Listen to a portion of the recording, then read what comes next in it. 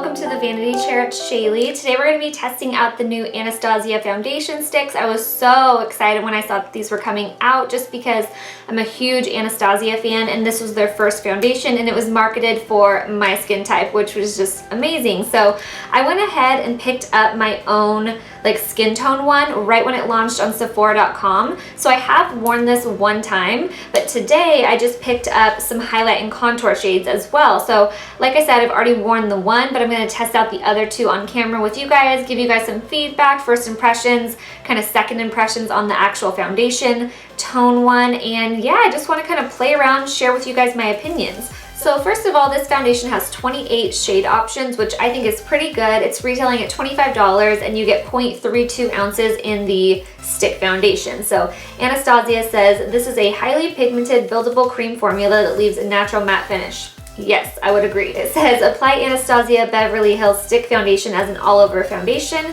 sheared out as a tinted moisturizer or for highlighting and contouring. These lightweight tubes are perfect for travel and on-the-go touch-ups, ideal for combination or oily skin.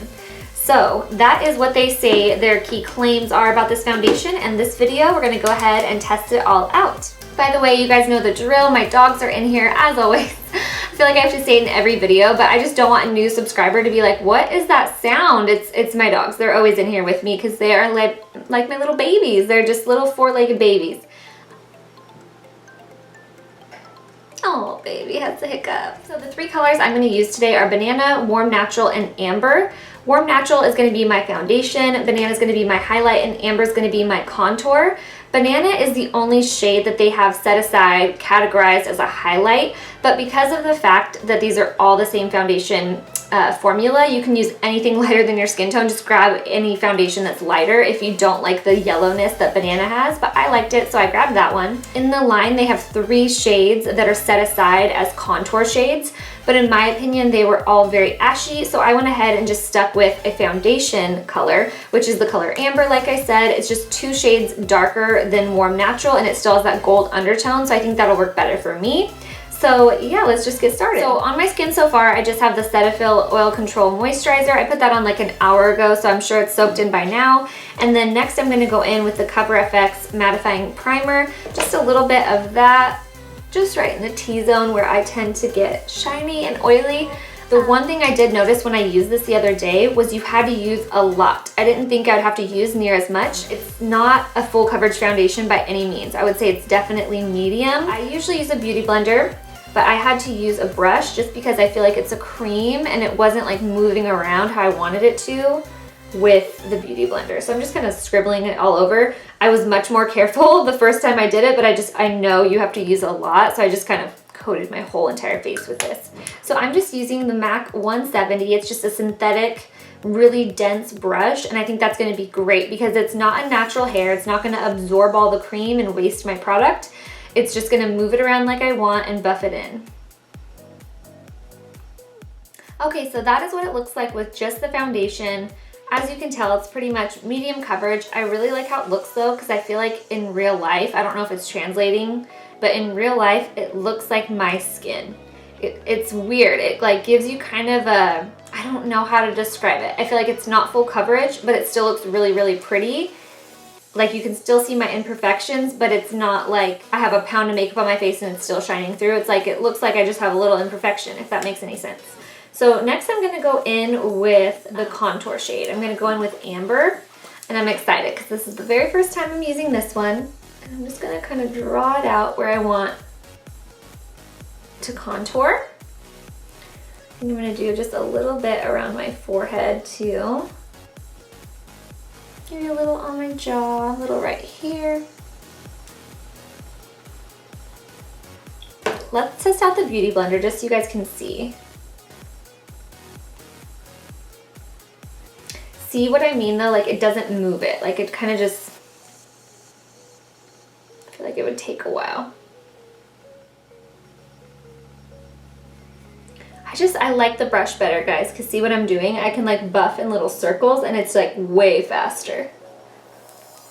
Okay, and now I'm gonna go in with the most exciting part, I think, is the highlight. It's weird for me to not use concealer, but I feel like this is kind of like my concealer in this moment.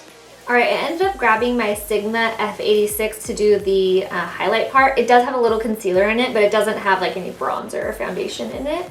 And I figured this would be perfect because it's a synthetic brush as well. Cool, so I think that looks pretty. What I was planning to do, just because it's what I would truly do, set everything with the contouring powders from Kat Von D or whatever, you know, Anastasia, whatever you have. Kat Von D is just my favorite, so that's what I'm going to use. I'm going to use the yellow one to set underneath my eyes because I want to stay with that yellow theme. And I'm just doing this on an E3 from Morphe. So everywhere I put that banana shade, I'm just setting with that yellowy powder. If you were dry, you wouldn't need to do this, but I'm oily, so I gotta set my liquid and creams. I gotta.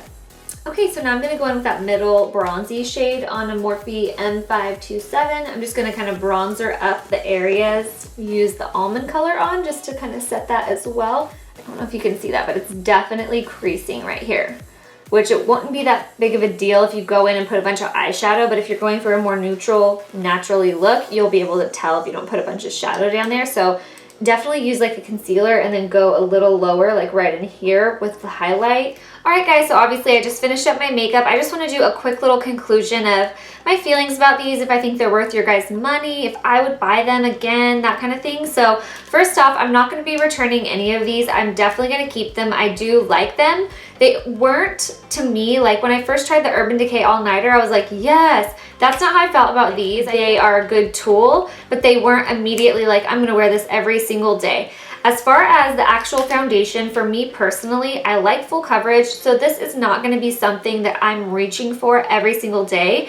This is going to be more like my day off, but I want to throw something on real quick, foundation, or my skin's looking hot this week, I don't need full coverage. Now, as far as the bronzer, I think this is something, or the contour, I think I'm going to use this all the time. If I put on my full coverage foundation and went in and kind of contoured bronze with this, I think that's great. I've been really liking a liquid cream bronzer lately. I've been using my NARS one all the time, so I can totally see myself reaching for kind of a bronzer shade all the time. As far as the highlight, it did crease underneath my eyes, so I wouldn't put this way up underneath your eyes. And like I said, this is just my first impression, so I'm going to play around with it more.